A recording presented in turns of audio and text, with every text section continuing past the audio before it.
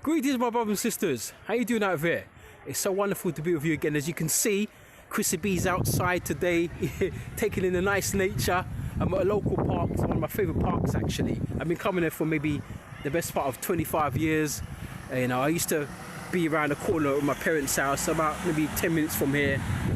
But now I'm staying further up now, maybe another 15-20 minutes up. But I come down here sometimes to gather my thoughts, to get some, you know, get some things, to gather my thoughts and to get some inspiration. And you know, I love the nature. Of course, we've got the trees.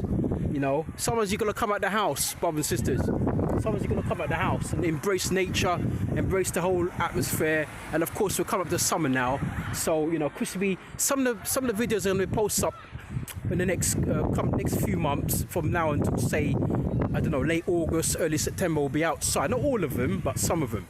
So I'm hoping that you're okay. If you're watching this for the first time, you know what to do, brothers and sisters.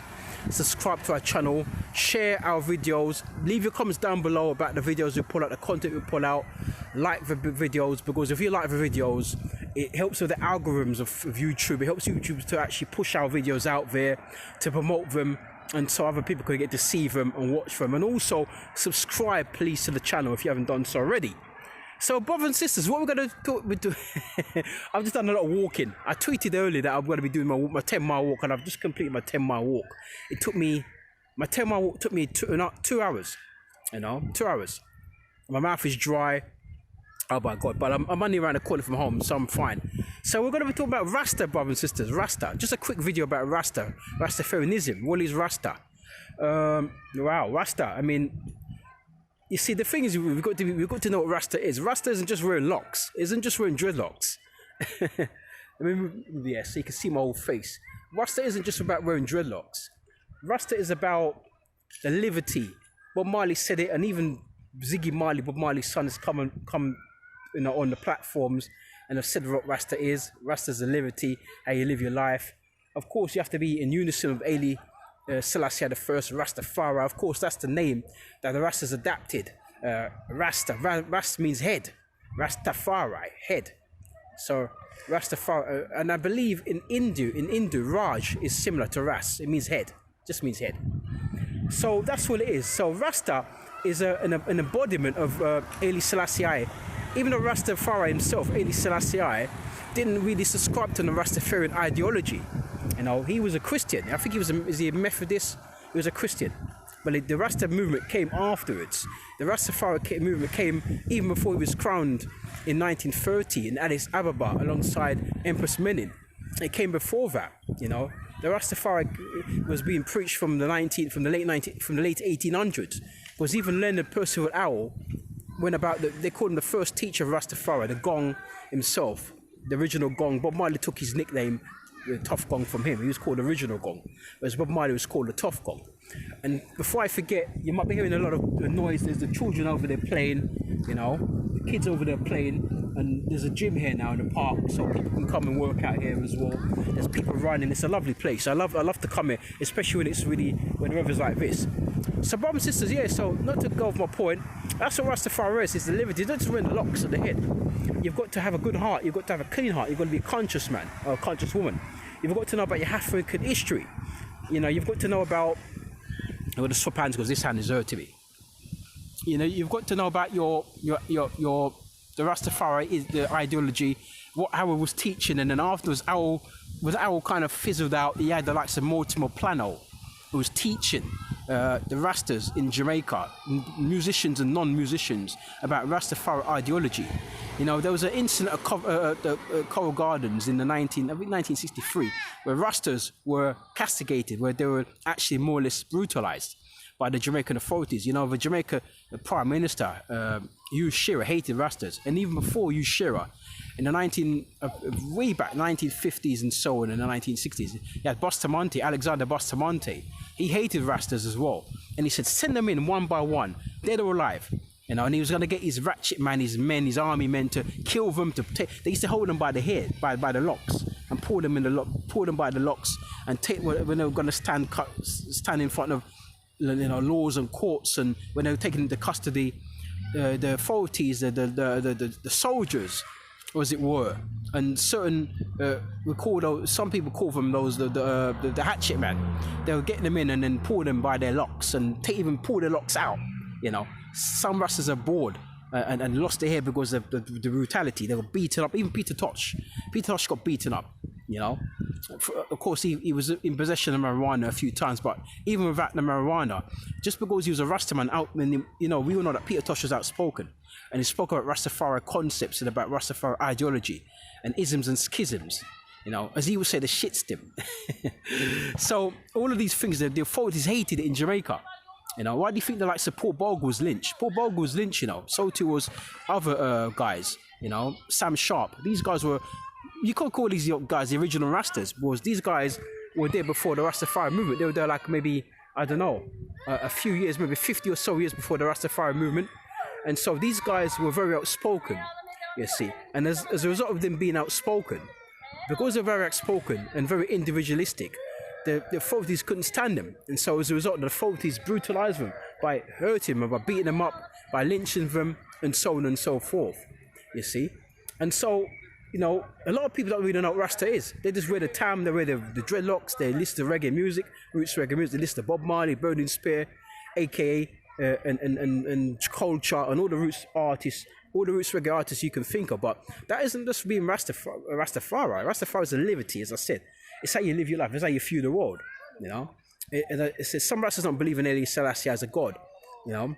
For example, there was a great figure in the reggae scene in the 1970s. His name was Yabba U, Vivian Jackson, but his moniker was Vivian Jackson. I got some of his records at my house. One of the best producers of all time in reggae music. He produced some great artists like Rain Wade, Big Youth, Tommy McCook, Trinity, you know, and Michael Prophet. Some of the great artists of the era, of the time period, recorded for Yabba U. You know, those of you out there reggae buffs know what I'm talking about. Yabba U, aka Vivian Jackson. You know, and he never believed in no Selassie as God. He's a Rastaman, you know, very conscious Rastaman. But he believed in Jesus. That's why one of his albums is called Jesus Dread.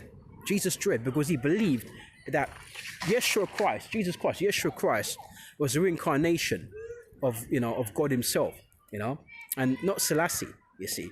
The Rastas have it down, the Selassie is the reincarnation of God. Whereas really, you know, Vivian Jackson, aka Yabba U, said that no, it's actually, you know, Yeshua Christ who's the reincarnation, you know, not Haile Selassie. So there's lots of Rastas who differ from one another. You've got the 12 tribes. I think the 12 tribes, they believe in Yeshua Christ. You've got the Nai Bingi, you've got the Baba Shanti. The Baba Dread are the ones that cover up the head of like people like Sizzler and people like Anthony B and Capleton and them man. Those guys, they're the Baba Dread. Now Junior Reid is one of them now. You know, with the bobber, and those guys, they're stance. You know, these are the guys that sing songs like Fire Pan Rome, right? Anthony B a few years ago, Fire Pan Rome, and so on, and Bonafire, you know. And these are like the stance ones, but the Christian one, the Christian types, like people like Bob Marley, he was 12 tribes. Dennis Brown was 12 tribes, and a few others. You know, some of them were singers, some of them were popular, some of them were like in the underground. These ones are what we call orthodox. You see. But the main key for Rasta is to uplift the black people, follow Marcus Garvey's principles, follow Marcus Garvey's teachings, and also at the same time follow Emperor Haile Selassie's teachings as well, by giving the message to the people. You could do it via music, you could do it by lectures, you could do it by literature, and you could do it by visual effects as well. So there's many different ways you could carry, you know, the Emperor's message, but you know, and to the people, to the masses. You see, and that's really what it is. It's how you live your life. It's about the liberty of the how you live your life, the liberty of the people, the mindset. You know, you're going to refrain from a lot of Babylonism and schisms. In other words, you're not going to adopt the Babylonian the colonizers' ways, because don't forget, these are the people who enslaved our people. These are the people who actually enslaved African people from the continent in the transatlantic slave trade. The transatlantic slave trade. Some of them I talk too fast, you know. And so these are the oppressors. We call these the ones the oppressors. You know, there's lots of roots reggae tunes from the 70s, 80s, talking about the oppressors. You know, Sugar Minott did a song like that back in the 1980. Oppression, oppressors, something like that. I've got it around the yard somewhere. And there's many others like that. So Rastafari, I'm going to do another part to this. This is probably part one of about 3 or 4. This is part one. I'm going to be doing some more about what Rasta is, because you can't just explain these things in a mere 10, 15, 20 minutes. You've got to talk about it thoroughly and deeply. And we're going to split the videos up in various parts, various segments, various components. So when I'm talking to you about the Rastafari movement, you've got to, I've got to give it to you from various aspects as well. I'm not at home at the moment. I'm on the road, as you know, as you can see. I'm outside for a change. I said, let me just do a video outside. It's been the first time for maybe about 3 years I've done a video outside. So I said, yeah, let me do a video outside. So that's really what it is, brothers and sisters, in a nutshell. The liberty, the consciousness, what you know up there, how you live your life, uplifting the youth, uplifting your brothers and sisters, teaching them, because the Rasta man is a teacher like Muta Baruka, one of the best teachers in our time, Muta Baruka, because he learned from the likes of Mortimer Plana. Mortimer Plana taught those guys. Mortimer Plana was a teacher for the guys coming up in the 40s, in the 50s and the 60s and even the 70s, because he was around at that time. And he's the one that taught Bob Marley consciousness. He taught Peter Tosh consciousness, Bunny Wader consciousness, and the others like Muta Baruka, as I just mentioned, and many, many others, a multitude of other, not just reggae legends, but guys who are not in the music, but normal Rastaman who are in a different avenue, in a different field. They all got their doctrine and all got their teachings from Leonard Percival Howell. And eventually, after Leonard Percival Howell stopped, then Mortimer Plana took it up. And he even went to Africa, went to Ethiopia. I think he led a delegate there and so on. A team of Rastas, Baba Shed, Baba Joyce, and he had people like Prince Michael. Yeah, Prince Michael was with him as well. Prince Michael was another one not many people talk about. But he was a great Rasta teacher, and sometimes him and Plana would converse. And him and Plana were like good working in tandem with each other. And if it wasn't for these two guys, and before them, Lynn and Howell, then there'll be no Rasta movement, and black people will be stuck in the dark ages, because we'll never be awoken. We'll be still stuck up in the oppressor's mindset. We'll still accept these as our names, like Williamson and Williams and Johnson and Smith and Clark as our surnames, because these are not really our names. We were stolen from Africa. So the oppressor, when they stole us from Africa and enslaved us, they went about changing our names to their names. These are what we call slave names. That's why the likes of Muhammad Ali had to change his name from Clay to Ali, because he went down the Islamic faith. But even the likes of, Elijah Muhammad was a Garveyite. He followed Marcus Garvey in the 1920s. He was part of the UNIA. And even Farrakhan, who's around now, he was a stance Garveyite as well. He loves Marcus Garvey and takes some of Marcus Garvey's principles and adopts it into the Nation of Islam and in his own life in general. And of course, the Rastafari movement, Marcus Garvey is one of the inspiration for the Rastafari movement. So you can't have in other words, you can't have the bike without the chain. You need to have the chain with the bike, otherwise it doesn't really make sense. So brothers and sisters, this is a short one, 40-minute video. I'm going to do part 2 soon. I might come here again, or maybe I'll go to another location like this and do another filming, maybe do a part 2 to this one, and then I'll give you some more. But I want you to know what the basic of Rastafari is, it's the liberty, the consciousness in the head. It's not just about wearing your locks and just singing like Bob Marley. That's what Rasta is. And a lot of these Europeans, they seem to think Rastafari is about being like Bob Marley, smoking weed. And that's not. Bob Marley didn't just smoke weed. Bob Marley was a conscious man. He spoke to people, not just through the music, but he gave lectures. I didn't even know that he gave lectures, because I got audio tapes at home where he's lecturing. I think in America, he did one American somewhere in Germany. He was lecturing to some of the people them, and even some of the reporters. They got videos and they got cameras and mics. And them days, they're talking. This would have been maybe late 70s, early 80s. That time technology was more advanced, because we're coming into the more modern time now. But the 70s, 80s, things were just bubbling. And Bob Marley was being interviewed quite a lot.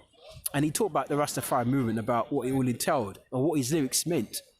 And so, he just didn't smoke weed. It was just about smoking weed and ganja. It's more than that.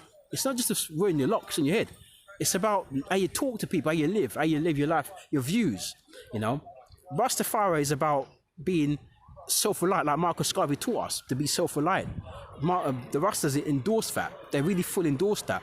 That's why a lot of Rastas run their own business, set up their own business, and that's why Rastas, they don't eat certain foods, because they know that the food that the Babylon, that the colonizers, that the oppressors give to us is not good for us. So the Rastas they're the first ones to really talk about dietary aspects, about veganism. But it wasn't called vegan, it was called Ital. because the Rastas eat iron. They don't eat nothing with salt and no preservatives in it. But brothers and sisters, I'm going to leave you now because when I say leave you, I'm going to love you and depart from you because I'm going to go home now. I'm very hungry. I'm going to get some juice and I'm going to get some food and then chill out. Coming up is Bunny Wailer. I don't know if I'm going to do Bunny Wailer today, but maybe tomorrow I'll do Bunny Wailer. But you're going to get Bunny Wailers. That's our next video, Bunny Wailer. So look out for the Bunny Wailer homage tomorrow. And look at this one's going up tonight. So you take care of yourselves, brothers and sisters. As I said, don't forget to subscribe, like, share our videos, and leave your comments down below. And don't forget, this is part 1 of about 3 or 4 parts. Yeah, because we can't talk about Rastafari in just 15 minutes. It's gonna be longer than this. And this is just, I'll just give you bits and pieces here today. So when we sit down properly next time, we can go through it in a more greater detail and give you more of the history of Rastas, where they're coming, why they were locks, why they did what they did, why they believed in the things they believed in. There's a lot more to this. Rastafari you can't talk about Rastafari in 50, even the whole year, and you're only still scratching the surface. So brothers and sisters, I'm about to love you and depart from you now. I'm gonna go back over this. I'm gonna go this way. So you take care of yourselves as I'm out in the lovely sunshine that we've got here now. I think it's about 23 Celsius today, which is quite warm. But by the end of this month into July, we might get up to about, I don't know, 35 Celsius. So there's a lot more to come from this lovely hot weather, you know. So, oh yeah, before I forget, let me just give you a little dosage of the background. So you're here. So I'm going to turn the camera around so you can see. Can you see that? Yeah, I don't know if you can see it. The sun is beaming, so maybe you can't see it properly, but don't worry about it. At least we're outside, we're in nature, we're near the trees and the bushes and so on. So, you know. Anyway, you take care of yourself, and I'll speak to you soon, yeah? Okay then. Bless up, brothers and sisters. Love you lots. One love. Peace.